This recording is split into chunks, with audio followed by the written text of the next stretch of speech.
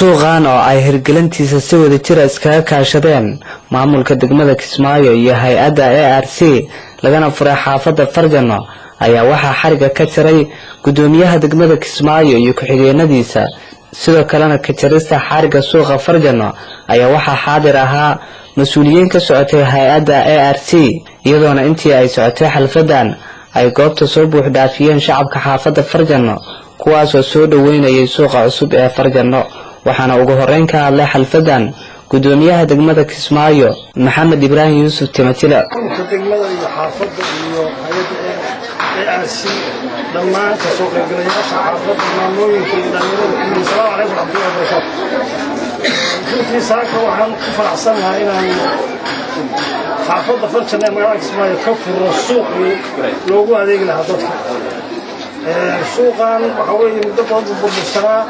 muddo badan baa loo dhibaataysnaa ilaahay amarkiisa halkay ku noqotay inuu furo diyaar u noqdo adeegii loogu qaban lahaa dadka marka hay'adda ARC oo naga gacan siisay dhismihiisa iyo xaafadda oo iyada qorshaha la timi iyo degmada iyo intii hawshaan gacan ka geysatay oo horta waan uga mahadcelinaynaa waxaan rabnaa suuqu waa inoo diyaar waa la furay saaka shaqadii loogu talagalay inaan ku qabanaa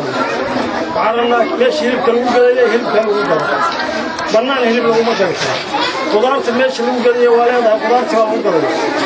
kalluunka meesha loogu talagalay waa idiin sheegaya waxyaabaha ugu waaweyn oo suuqa ujeeddada aanu ka lahayn waxay ahayd xaafadda Farjano inay yeelato suuq kalluunka lagu gado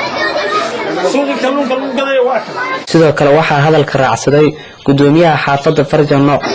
waxaan salaamayaa guddiga maamulka degmada Kismaayo gudoomiye ku-xigeenada dhammaan horta waan salaamayaa hooyooyinkaan salaamayaa iyo dhallinyarada ururka dhallinyarada waxaan ii sheegaynaa maanta in la furayo kawaankii suuqii xaafadda Farjano suuqaasoo baahi weyn loo qabay oo aad loogu baaba'sanaa oo ilaa 10 kilomitir dadka barkii ay ka soo adeeganayeen waxaan doonaynaa suuqan kale inuu noqdo suuqii khudaarta iyo suuqii hilibka iyo suuqii bagaashka laga sameeyo lahaa ugu dambeyn waxaa goobta ka hadlay mas'uul ka socday hay'adda ARC gudoomiyaha degmada Kismaayo gudoomiyaha ku-xigeenka arrimaha bulshada gudoomiyaha xaafadda gudoomiyaha xaafadda Farjano bulshada kasoo gashay ahmada assalaamu calaykum dhamaantiin aadan faraxsanahay inaan kasoo galno barnaamijkan lagu furayo suuqa Farjano oo muddo badan xirnaa barnaamijkan waxaa iska kaashaday dowladda Jubbaland gaar ahaan degmada Kismaayo iyo hay'adda ARC kaas oo ujeedadiisa in dib loo furo suuqyadii ku burburay dagaalkii ama dib loo xirnaa in dib loo furo ujeedada ugu muhiimsan ay ahayd in loo soo dhaweeyo adeegga bulshada inay helaan adeegyadii ka fogay in loo soo dhaweeyo kaas oo ay ka mid tahay maanta in la furo suuqii Farjano oo ahaan doona in laga helo qaybihii dhammaan ay u baahan tahay bulshada sida kalluunka sida qudaarta iyo baahida daruuriga dhammaan ee xaafadda ay u baahan tahay insha Allah waxaan rajayn doonaa inuu baahida stiri doono suuqa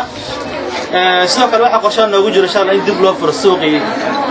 fiyaaf madow oo hoos imaanaya degmada Calaley in dib loo sameeyo suuq weynaa isagana oo suuq weyni ah oo kalluunka